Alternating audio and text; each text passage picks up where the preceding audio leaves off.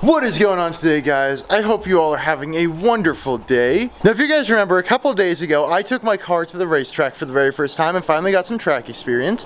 And as you guys know, the track tends to be a little rough on cars' paint, and it leaves them nasty.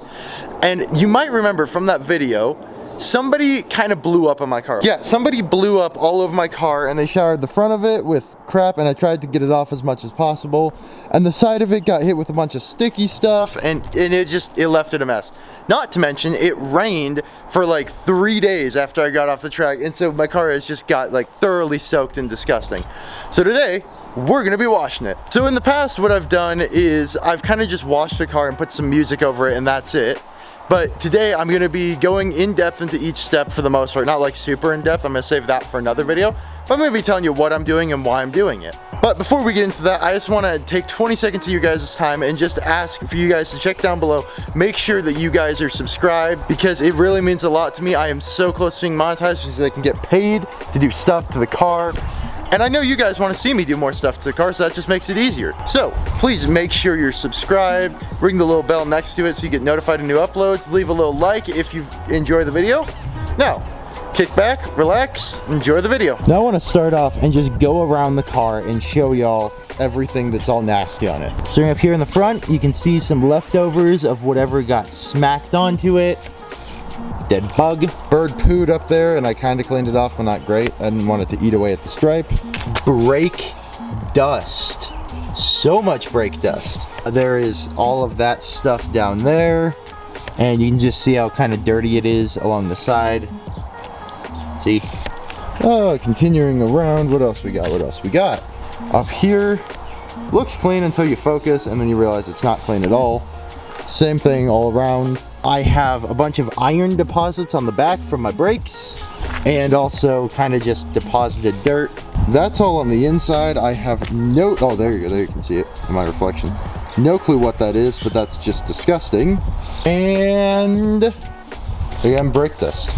So now y'all know what's wrong with it. Let's actually get into what we're gonna do to it.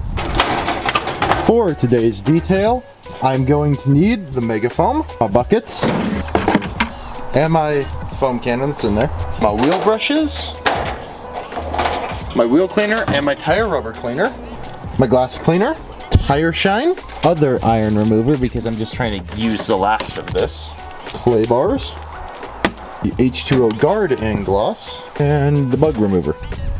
And actually I'm going to take the Eco all-purpose cleaner too, because I might need that. I think that's everything. I'm going to make one last check.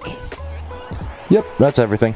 Oh, and obviously that thing of towels up there. So the very first step in washing a car is the wheels, and I'm starting in the rear because I'm on an angled driveway, and so when you start in the rear, you don't have to deal with water from the front rushing down and soaking you. First step of this is actually going to be the wheel and tire cleaner, or the wheel cleaner.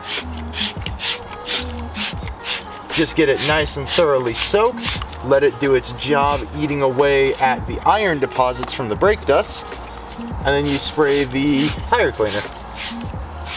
So while that continues to eat away, you scrub the tires. And you can see the wheel cleaner working. If you look right about there, you see that piece of dirt right there getting eaten away. Tire thing is turning purple. Ooh, there you go, there's a good example. Okay, now I've let it sit.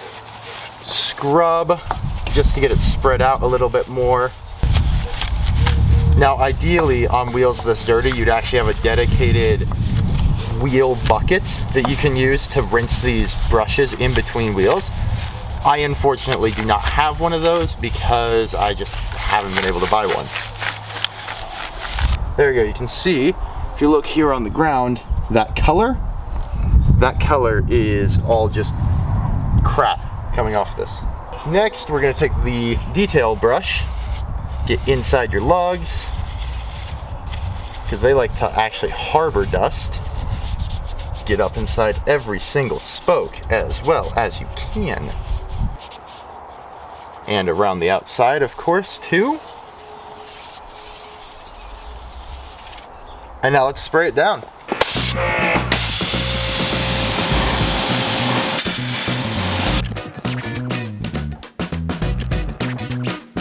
So we're gonna do the same thing on the other four wheels. I'm just gonna film a small portion of this front one just because of how brake dusty it is.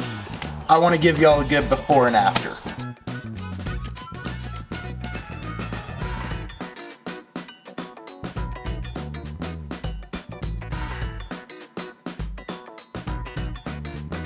Just look at that difference. That's disgusting how bad they were. Okay, now that I've done the wheels, the next step in my overly long, drawn out, extreme detailing process is to give the car a complete rinse to get any of the surface contaminants that are lightly stuck on off. So let's do that.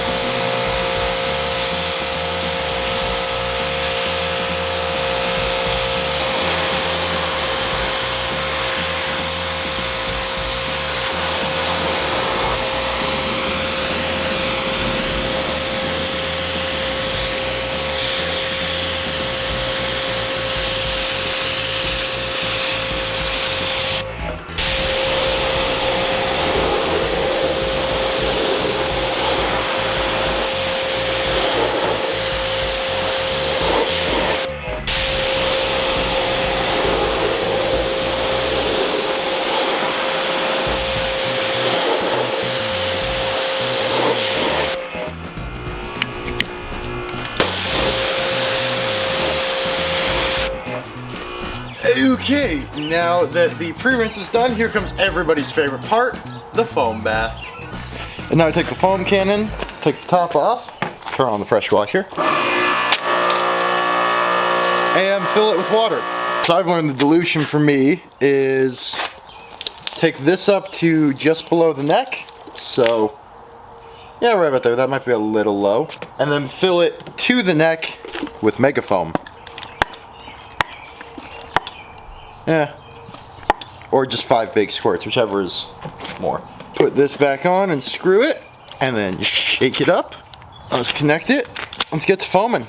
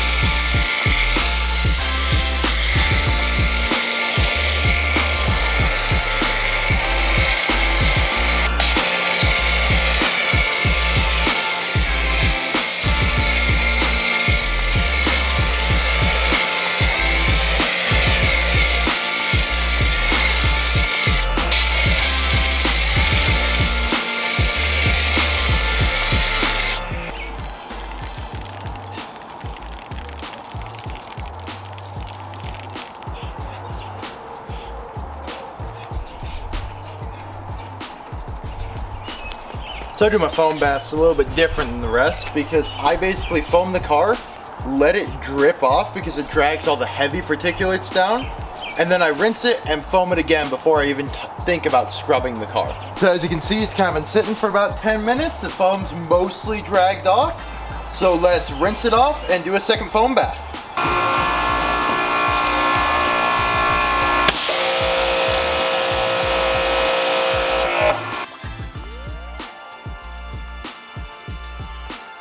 Now I went ahead and filled up my buckets with water inside, lukewarm. I mean, I would have done warm if it was actually cold outside, but it's not. So, in go the grit guards. Grit guards go in, save grit from coming up from underneath and contaminating my pad. Pad goes in the rinse bucket. Now that the car has been rinsed off, we take some mega foam. Give a healthy amount. Call that good for now. Actually rinse off my fingers in the rinse bucket. And now let's go back to foaming it down.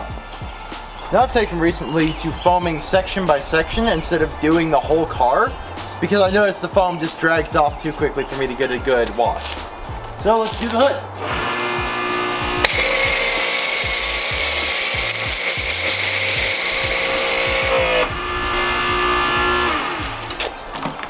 I forgot to make the foam I'm actually going to be foaming with here. So what we do for that is you take your pressure washer, bury it, and then lift it a tiny bit. The more you lift it, the more foam you make. So that's pretty good. Okay, in all seriousness, I picked this up with a decent amount of foam, like so. And then I basically work it back and forth. Straight lines. Straight lines. Do not make curly lines. Swirls are bad. Here on the front, I go a little bit more aggressive just to get some crap off. And then, now that my pad's dirty, I chuck it in the rinse bucket.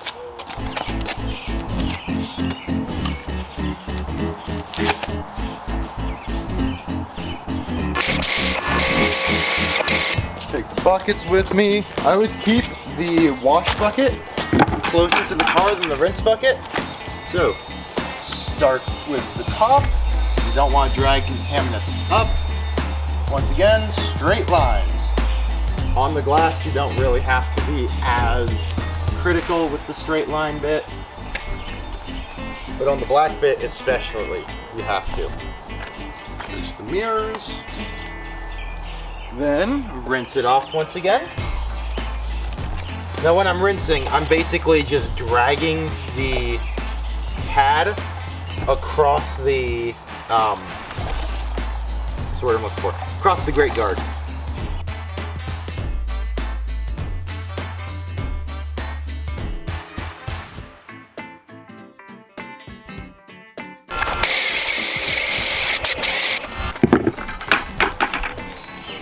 I repeat the exact same process all the way around the car.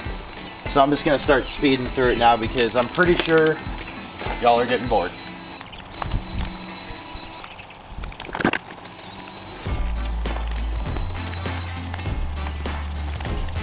Now the final step I do for every detail, or at least on my car, and I do this on most other cars too, I take a big amount of foam and I hit, at least on my car, this plastic trim, and on other cars, just the very edge underneath the body, right along like this.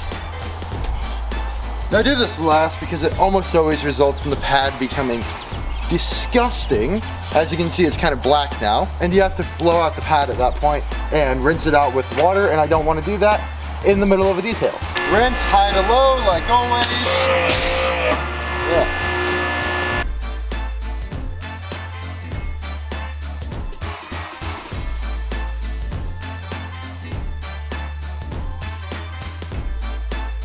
So normally I call it good at about this point, just start drying it off and finish up the detail.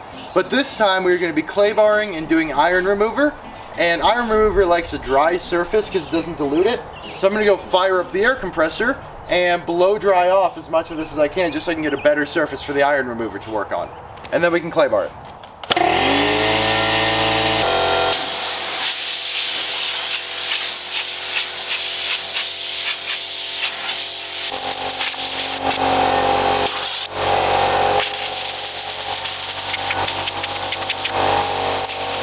Got the car dry, mostly. You can see it's a little wet, doesn't need to be perfectly dry, just so it can't be soaking wet. We take the Meguiar's iron removing spray clay, and we just spray it on the car. This stuff is nasty, but it works. Okay, so the way this stuff works is it basically finds iron in the paint and dissolves it. I'm not seeing a whole lot of it. Here you can see some right in there, little dark spots like that right in the center. It's dissolving it, turning them purple. Ooh, there's a good one right there. This is basically done as a pre-clay step because before you clay the car, you obviously want to get as much of the stuff that can be dissolved off. Now you don't really want to leave this sitting on the car too long. They say you want to leave it for 1 to 5 minutes max, so I'm just going to go to town. It's been about 2 minutes, maybe 3. Let's just start removing it. And now the final step, which I actually do want the car wet for, is the clay bar. I'm going to take this bigger chunk of clay. I'm going to pry the plastic bag out of it. And I'm going to start kneading this to basically get it as flexible and malleable as possible. The other thing I've gone and gotten is my white foam pad, you can see. because that one actually works a lot better for clay than that one because of the way it drips the foam. And I filled up my foam bucket again. So now I'm gonna start over here in this corner just because it's the spot I know got absolutely nasty. And I'm gonna show you all how to clay a car. So with claying a car, basically what you want to do is get a little bit of foamy water. Get your area that you're gonna clay nice and foamy wet, like so. The car is clean for the most part, which is why I worked bottom to top and didn't have issues. And then you do nice quick motions back and forth like this. And this basically works as a like 30,000 grit sandpaper to just take off the things that aren't part of the paint. That's the best way I've heard it described. You can see, it's taking off stuff. Yeah, bring that in close. There you go. Right in there, all that black, that is stuff that was not part of the paint. So I fold it over and I move on to another part. Okay, so as you guys probably saw, the ceramic coating on my car is definitely starting to fail. So I'm going to be sealing it with Adams Polish's H2O Guard-In Gloss. This is a great product just for general drying. When you're putting on a wet car, which is what they recommend, you mist it over the surface.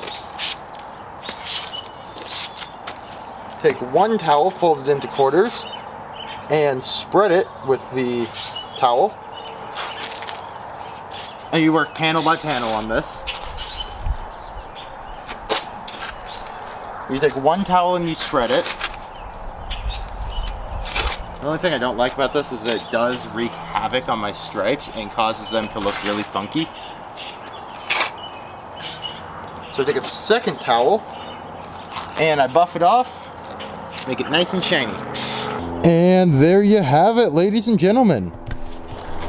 Now I don't think I'm gonna be able to put the tire shine on up until past dark probably, just because the wheels, as you can see, aren't drying as fast as I want them to.